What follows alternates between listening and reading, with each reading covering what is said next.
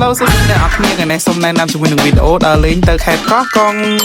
គឺថាតម្រុំបានទៅដល់កោះកុងនោះគឺមិនងាយស្រួលទេមានបែកក្អួតតាំងពីជិះឡានតាំងពីជិះទូគឺមានគ្រប់សពតែម្ដងតែបើបានទៅហើយគឺថាមិនខកបំណងទេទេសភាពស្រុកខ្មែរអត់ចាញ់ស្រុកគេទេណាសិនតែបងណាថ្ងៃចុងសប្តាហ៍ឬថ្ងៃវិស្សមកាលអីអត់ដឹងទៅលេងណាខ្ញុំរីខមមិនទៅកោះកុងហ្មងទៅរវល់តែនិយាយរៀបរាប់ជិះឡានឡើងយូរដល់កោះកុងហ្មងតែពិតជាសេចមែនទេទៅដល់កោះកុងហើយគឺថាភ្លៀងរហូតភ្លៀងអត់មានរាំងបដ ாய் មានបងអង្គយូរអីជិះឡានយូរផងហើយឃ្លាតបាយផងមានណាចោះដាក់បាយមួយចានសិនទៅអញនិយាយថារៀងអែមដែរបាយមួយចានហើយទៅផឹកកាហ្វេនៅ Starbucks ញាក់សាឡងខ្ញុំនេះចូលផឹកកាហ្វេមើល view មើលអីរួចហើយថតរូបពីវិពតរួចហើយក៏នាំគ្នាចេញឡើងឡានទៅកោះស្ដេចតែម្ដងបើនិយាយពីតាមផ្លូវទៅកោះស្ដេចគឺថាងាយស្រួលខ្លាំងមែនតើដោយសារតែគេធ្វើនឹងធ្វើផ្លូវហើយថ្មីជិះឡាននឹងយូរប្រហែលជា4ម៉ោងអីយើងក៏ទៅដល់កំពង់ផែដែលគេមកទទួលយើងឡើងទៅកោះស្ដេចអីជិតបានដល់គោលដៅហើយណាមិនសប្បាយអស់មានណារៀបចំអីវ៉ាន់ឡើងទូកហ្មងទៅហើយយើងជិះទូករយៈពេល30នាទីទៀតក៏បានទៅដល់កន្លែងគេងរបស់យើងនាំគ្នាចូលទៅដល់ check in check អីរួចហើយមានណាផ្លាស់ប្ដូរខោអាវវឹងបដ ாய் ហើយមានណាសក់ទៅភ្នល់គ្នាអត់ពុលទូក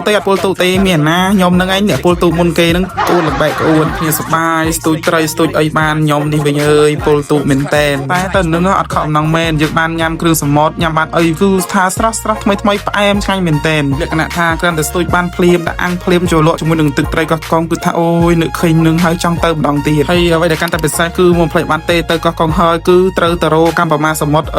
ដែលជប៉ុនគេហៅថាអ៊ុននេះអីតាណាទេតែនិយាយមែននៅកោះស្ដេចគឺថាសម្បូរកម្ពុជាសមុទ្រនឹងខ្លាំងមែនតែអត់ទៅតាណាមកជ្រុងណាក៏សុទ្ធតែកម្ពុជាសមុទ្រនឹងដែរមួយទឹកផងរាវរកកម្ពុជាសមុទ្រនឹងផងគឺថា